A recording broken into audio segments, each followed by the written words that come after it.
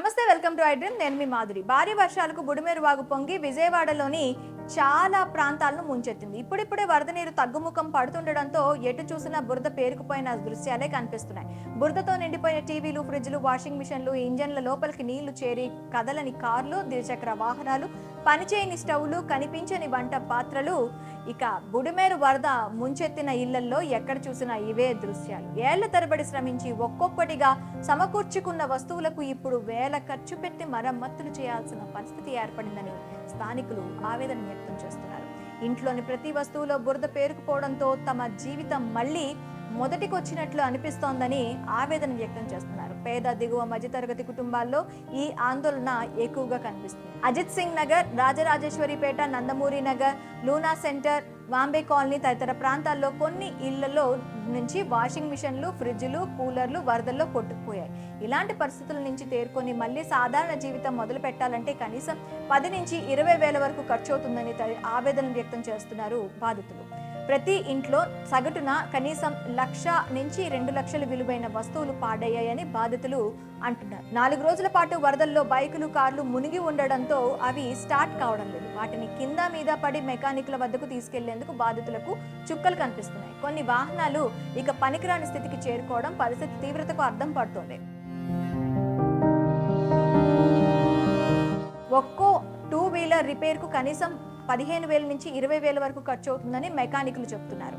అదే కార్లకైతే కనీసం 70,000 ఖర్చు చేయాల్సిన పరిస్థితి. ఇళ్లలోనే నీటి మోటార్లు పూర్తిగా బురదతో నిండిపోవడంతో వాటిని రిపేర్ల కోసం తరలిస్తున్నారు. ఇలా ఒక్కో మోటార్ రిపేర్ కు 4,000 నుంచి 5,000 రూపాయల వరకు వెచ్చించాల్సి వస్తుంది. ముంపు బాధితుల్లో ఎక్కువ మంది ఫ్రిడ్జ్, వాషింగ్ మిషన్ తదితరాలను ఈఎంఐ ద్వారా కొన్నవారే. వాటికి ఇంకా కిస్తులు చెల్లించాల్సి ఉంది. ఇప్పుడు ఆ వస్తువులే బురద పట్టి వినియోగానికి వీలు లేకుండా తయారవడంతో బాధితులు లబోదిబోం అంటున్నారు. అజిత్ సింగ్ నగర్ పరిధిలోని అనేక కాలనీల్లో ఇప్పటికే వరద ఉధృతి తగ్గలేదు. కొన్ని చోట్ల ఇళ్లలోకి వచ్చి నీరు వెనక్కి తగ్గిన వీధులు, కాల్వలను తలపిస్తున్నాయి. అధిక శాతం ప్రజలు ఇళ్లకే పరిమితమయ్యారు.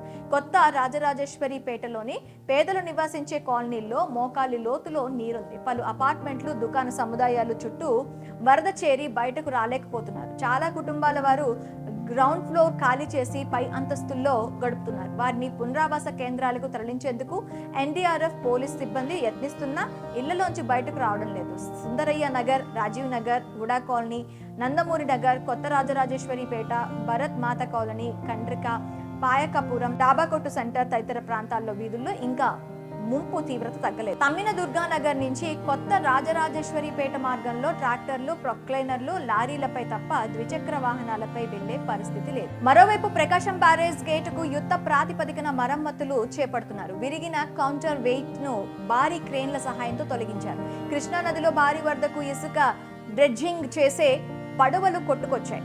బ్యారేజ్ గేట్లను ఢీకొట్టడంతో నష్టం జరిగింది. 69వ గేటును బలంగా తాకడంతో కౌంటర్ వెయిట్ ధ్వంసమైంది. 67, 68, 69 గేట్లకు 2 బోట్లు అడ్డుగా నిలిచాయి. ఇక కౌంటర్ వెయిట్లను బిగించే పనులకు బ్రేక్ ఇన్ఫ్రా సంస్థకు రిపేర్ పనులను అప్పగించారు.